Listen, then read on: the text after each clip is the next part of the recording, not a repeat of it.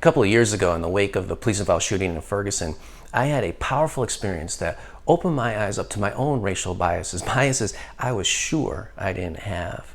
One Sunday, I happened to attend a church, a mostly white, upper middle class suburban church, where the pastor had invited one of his good friends, who happened to be African American, and the pastor of a nearby inner city church, to come and during the worship service have a dialogue about the incident in Ferguson, to have an open and honest conversation about race in America. The African American pastor invited a number of members from his church to listen in on the conversation as well.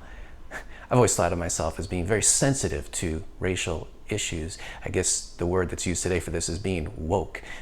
If you were to suggest that I was somehow racist, that I had racist attitudes, or that I was blind to clear biases about race, I would be deeply offended as the religious leaders were by Jesus in John chapter 9. But as this pastor began to speak, I realized when he started talking about the way that he and members of his congregation respond to hearing about another African American being shot by police, I realized that I had no clue. I realized that I had a huge blind spot when it came to these kinds of incidents. The thing that struck me most was when he began speaking, he talked about how white people initially respond to hearing about these kinds of incidents. And he said the first thing white people want to know is, what are the facts? What happened? Did the officer act appropriately? Was he justified in what he did? Check. That's exactly how I respond. Isn't that the way everybody responds to these kinds of incidents? Isn't that what everybody wants to know first? In fact, what perplexed me so much about Ferguson, as opposed to the murder of George Floyd, where the facts were clear cut, is that the African American community was already up in arms. They were already protesting police brutality before the facts were in.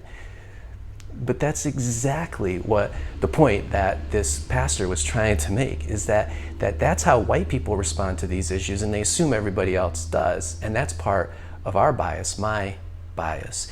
For African Americans, that's not the way they respond to initially hearing about these events. Their first response isn't to want to know the facts. Their first reaction to hearing about another shooting of an African American, a black man, is to be overwhelmed by pain. The pain of such a sad and long and tragic history of racial injustice in this country. The pain of feeling so vulnerable all the time. The pain of other encounters with police that have left them shaken and terrified. It's the trauma of this history, the trauma of firsthand experiences they've had of racial injustice in America that trumps all the facts. This pastor was very clear to say that the facts do matter, but before African Americans can take a look at them, this context, this larger context of racial injustice in this country, the history of it, has to be acknowledged first. And he said that if we do that, if all of us, including white people, were to do that, if we acknowledge that that's the reaction they have, the pain that they feel, then we could all together move on to look at the facts on a case-by-case basis. This pastor went on to conclude that he believes the only real hope we have for bridging the racial divide in America is to have open and honest conversations about it. He said that these conversations need to be deep, and they will be difficult. They're going to be hard, and they require us to be sincere about really wanting to know other people's experiences, and they need to be sustained. We can't just think that if we have one conversation about race, one hard conversation, we're all done with it. We've solved the problem. But he said that's the only real hope that we have. Especially for white people, it's so easy to post platitudes about racial diversity, or to wear an "I can't breathe" t-shirt, or to preach to other people about being inclusive. It's really hard to listen. It's really hard to try to understand somebody else's experience, to hear their pain, and not to interject our own experiences, or try to fix things to solve it, or try to make excuses for our role in it.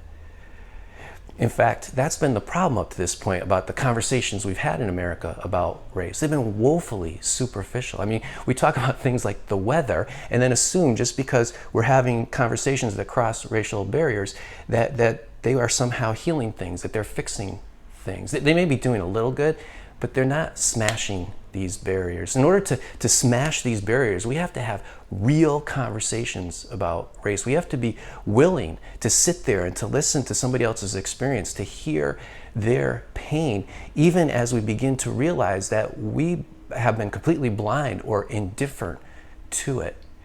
In fact, that's exactly what Jesus is calling us to in John chapter 9, the passage I've been using the past couple of weeks to talk about the racial issues, systemic racism in America.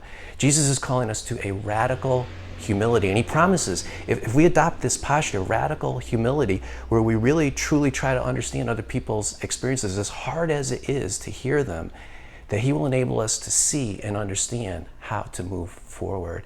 In fact, he promises if we do that, that he will provide his healing grace to transform our hearts, which is the real root of racism anyway. He promises to provide his healing grace to overcome all our biases. He promises to provide his healing grace to once and for all bridge the racial divide in America.